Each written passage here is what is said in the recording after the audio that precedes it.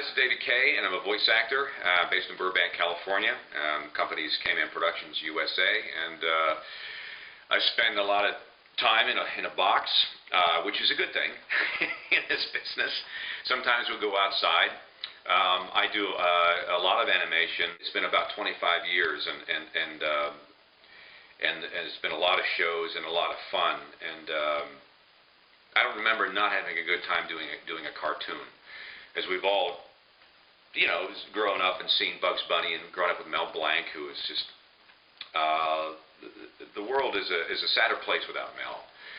So in the world of animation, first of all, never, ever grow up.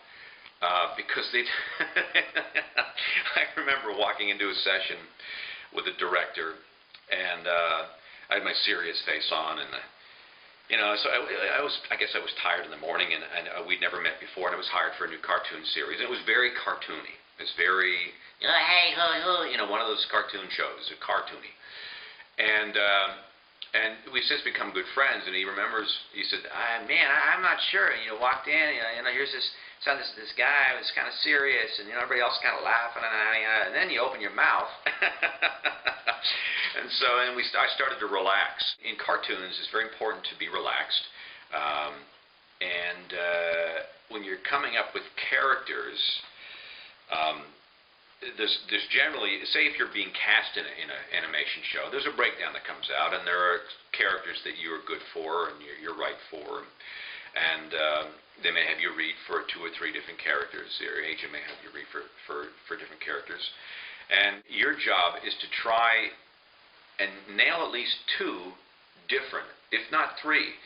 What's important about a cartoon show, if you can do more than one voice, they're more apt to hire you because it's going to save them more money on the show. And the more range you have, the more they can use you for other incidental characters that come up in cartoon shows. So that's really important, is to be as versatile as humanly possible. And that only comes with practice and doing it. You have to, in your car or in your house, you have to sound young, or cartoony, or nasally, or you have to, sound old and very old. Very old like this. You have to be able to make, is he thin old, or is he fat old? You have to have a real good picture in your head of what this character's like. Been involved in the Transformers franchise for years, and gave me an opportunity to work as the bad guy and the good guy. The villains in cartoons are always the most fun. The good guys are the toughest because it's very subtle, the changes. It's always basically, quick, follow me toward the danger. We have to, it's all, and most of the other characters roll their eyes when the main hero talks, because it's always, it's boring sometimes. The bad guys are always thinking about different ways to, create havoc in the world. Oh, wait, it's very Shakespearean, and I got a chance to do Megatron, and it's excellent, yes, and he's always thinking, and taking pauses, and it's important if you get a piece of script is to know and play with it, so you can take a pause, or sit back, or start again, or go quickly, as opposed to other forms of voiceover where things have to go in 30 seconds or 60 or a certain amount of time. If you have a paragraph, you can take a little more time, because this is your moment. Not too much time, but you can play with the character. So it is important to have sort of a bit of an acting background, but even if not, is to just have fun with developing these characters. And if you get an opportunity to read for cartoons or animation, it's all about having fun and relaxing at the same time. It can't sound like you're reading it. That's a big deal. I get in the habit sometimes of announcing it too much, so I have to pull back a bit.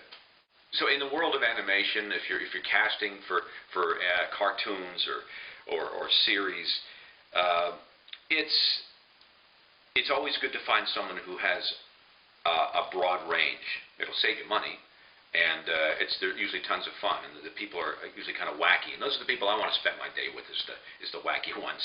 And if you want to be involved in the animation business from the voiceover standpoint, that's why you want to be involved, because these people are crazy and it's always fun. And you know, but develop a skill as an actor. You got to get it off the page. You have to have fun.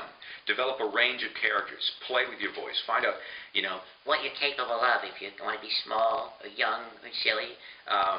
Or serious, and you have to be able to change gears quickly as well. So I hope this was helpful. Just to recap, change gears, have a broad character base, have fun, never grow up, and good luck in the world of animation, because there's nothing like it. I'm David Kaye, and take care.